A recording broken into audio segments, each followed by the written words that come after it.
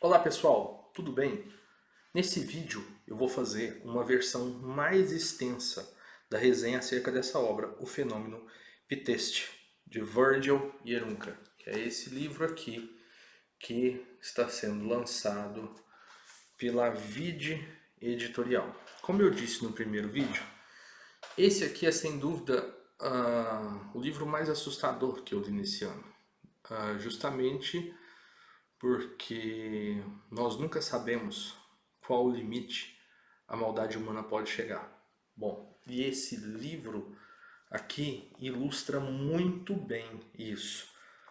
Em razão desse fato, eu venho fazer uma versão estendida, tá? Para aqueles que quiserem um pouco mais de detalhes, para aqueles que têm interesse no estudo desse tipo de fenômeno, né? Que as torturas empreendidas pelo regime comunista, e também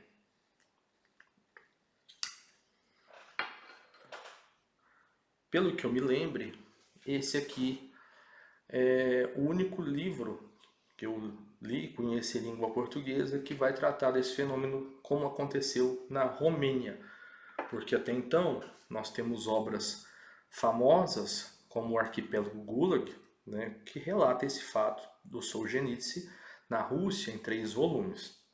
Agora esse vai falar especificamente do fenômeno na Romênia, ou seja, esses campos de concentração e de tortura abomináveis, eles não foram uma exceção à regra do regime comunista, né? Até na verdade, para quem não sabe, os campos de concentração não foram os nazistas que criaram, eles tiveram inspiração comunista. Os nazistas só pegaram essa técnica. Bom, dito isso, e como se trata de uma resenha um pouco mais longa, eu vou fazer a leitura aqui de alguns trechos para vocês terem noção do teor do que é dito aqui no livro. Então, como é falado logo no prefácio, esse fenômeno que aconteceu na Romênia entre os anos de 49 e 52, foram utilizadas uma espécie de técnica psicológica na qual a vítima também era o agressor. Então, assim, havia 4 fases naquilo que eles chamavam de reeducação, sendo que a última fase você deveria espancar o seu melhor amigo, né? E aqui há vários relatos. Isso foi utilizado para humilhar o máximo possível as pessoas, para despersonalizá-las.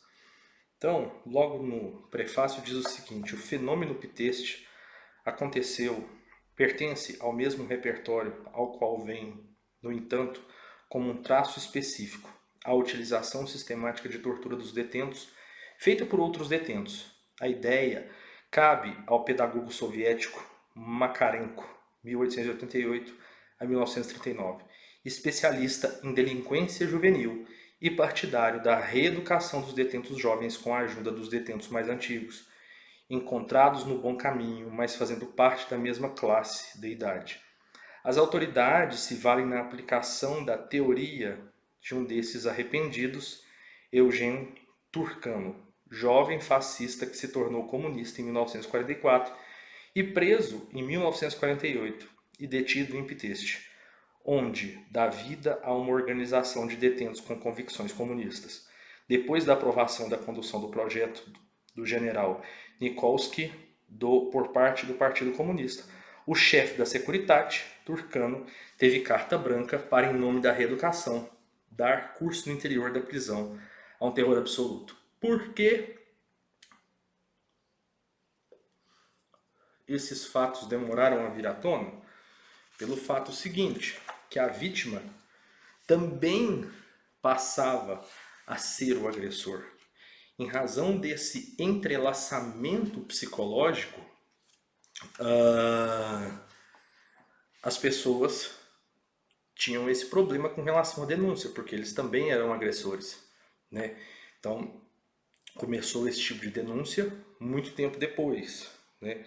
Então, bom, Há vários trechos aqui bem pesados. Eu vou selecionar aqui um trecho só para vocês terem noção do que era praticado ali. A tortura não constava, é claro, de espancamentos. Sempre houve espancamentos na Securitate, mas não apenas isso. Homens foram colocados na rotativa, tiveram mãos torcidas, foram sovados nas plantas dos pés até quando já não podiam colocá-los no chão.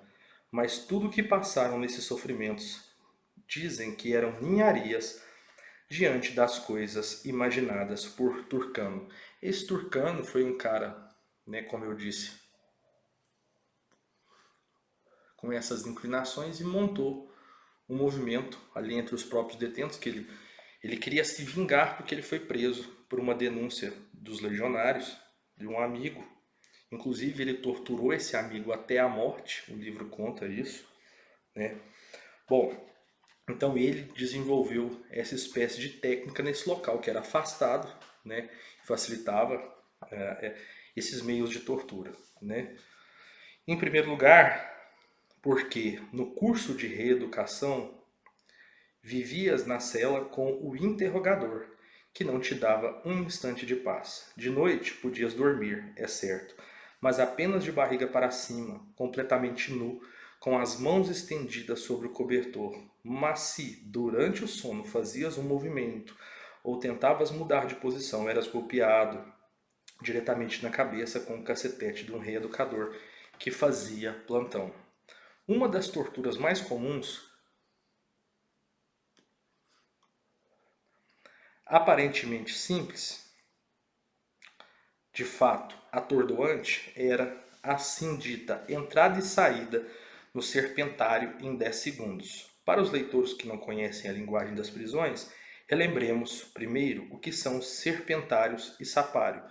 Numa cela das maiores encontravam-se, de regra, duas tarimbas, ou seja, duas camas de madeira saindo de uma parede para outra, e nas quais os homens dormem como sardinhas. Mais frequentemente, as tarimbas tinham dois níveis, térreo e andar, e eram simétricas, ou seja, era como se fossem 4 tarimbas numa câmara.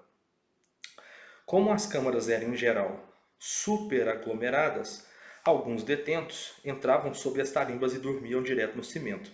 Daqui o termo serpentário. Deslizava-te sob as tarimbas como uma serpente, e ali não podias estar senão deitado.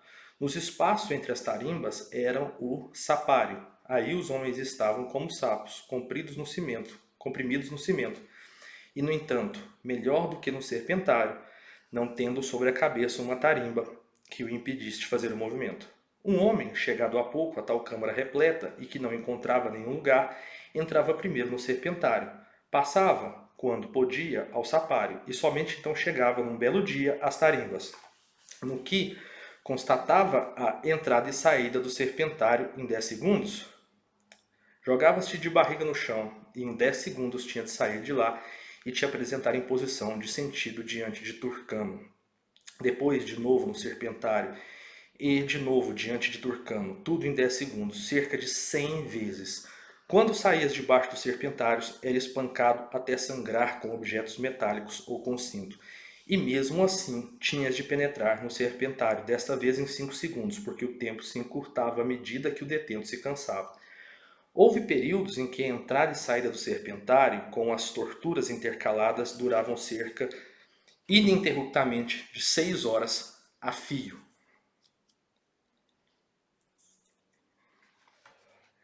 Se alguém caía e perdia a consciência, jogava-se sobre ele um balde d'água e tão logo voltava a si, a operação recomeçava.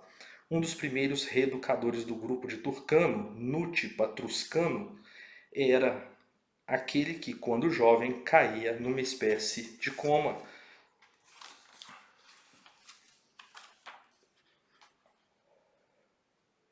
Para ver se estava ou não em perigo de morte, ordenava a retomada da operação. Então, ele mandava fazer essa operação e aí tomava o pulso para ver se a pessoa não estava em possibilidade de morte. Mas, isso durante 6 horas. Mas, mesmo que fosse a mais extenuante, a entrada e saída do serpentário não era todavia a mais terrível das torturas. foi praticada toda a gama possível e impossível de tortura. Diferentes partes do corpo eram queimadas com cigarro. Houve detentos cujas nádegas se necrosaram e caíram como que cai a carne de leprosos. Outros eram obrigados a comer na gamela de fezes e depois de vomitarem, enfiavam-lhes o vômito na garganta.